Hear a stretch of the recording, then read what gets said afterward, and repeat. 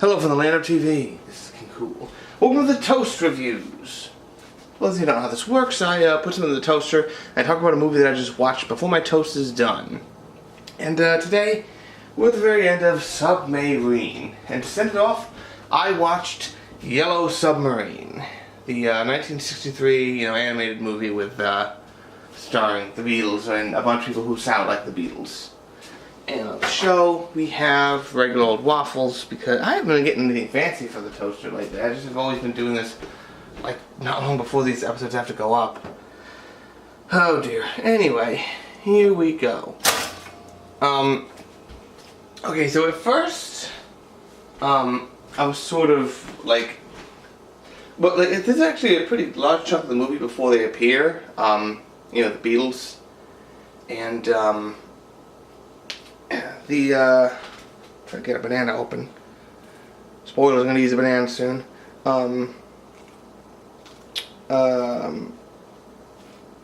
There's like this land where music does this thing. There's the bad guys with the blue meanies, and they hate music or something, and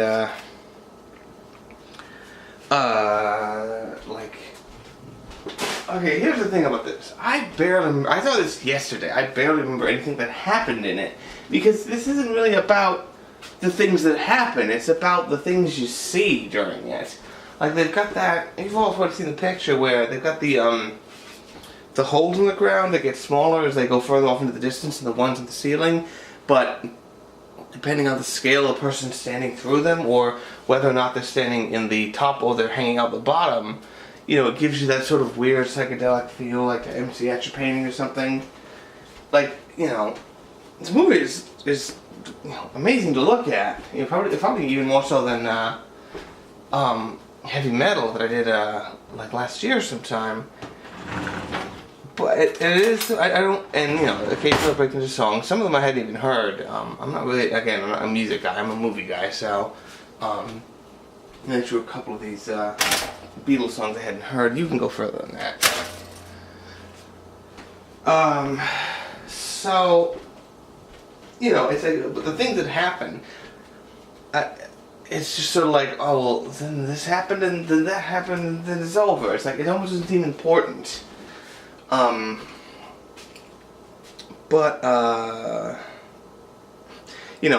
It's just tons of puns and things, and it's pretty funny. But the one thing that stuck out to me is there's a scene later on. I'm not going to spoil it, but I do recommend you. This is a movie I think it's pretty impossible to describe adequately. It is just like, this is quite an adventure, this little movie. I want to talk about just a trope. I'm not going to bring up the players for it, because it takes such different forms. It's hard to it'd be hard to play it out with them.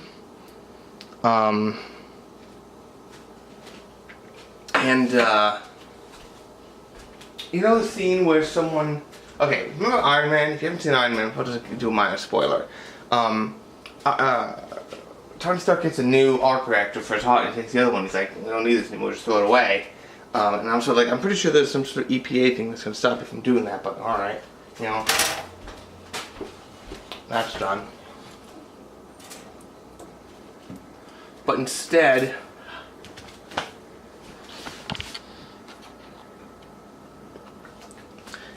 Pepper takes the thing, and she mounts it in a little, let me see, peanut butter.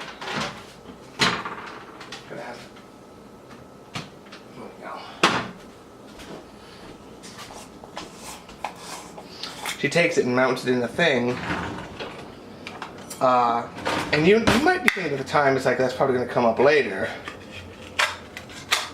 But,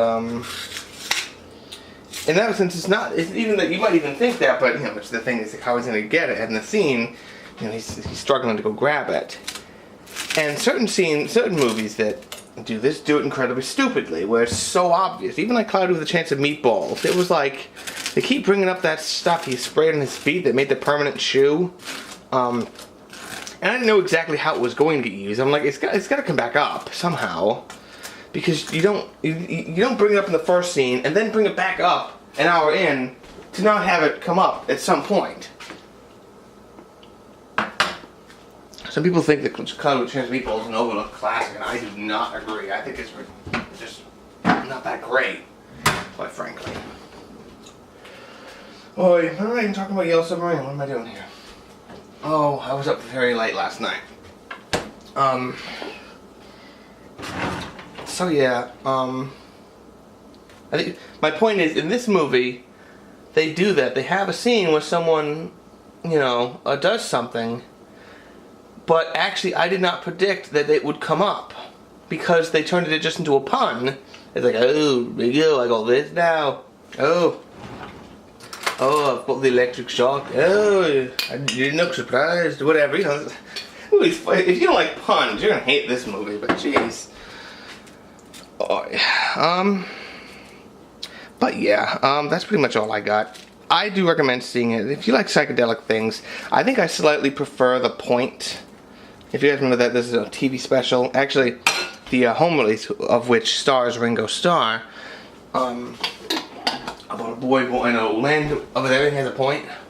And a boy born without a point. I just think that's great. That's more my speed, but nevertheless, I still liked it. Oh, I just remembered, I didn't do Hunt for Red October. Oh well, no. Alright, so what's next month for, toast reviews? You got only one way to find out is to tune in. So thank you all for watching. This is Cool. Drive home safe. I'm hungry.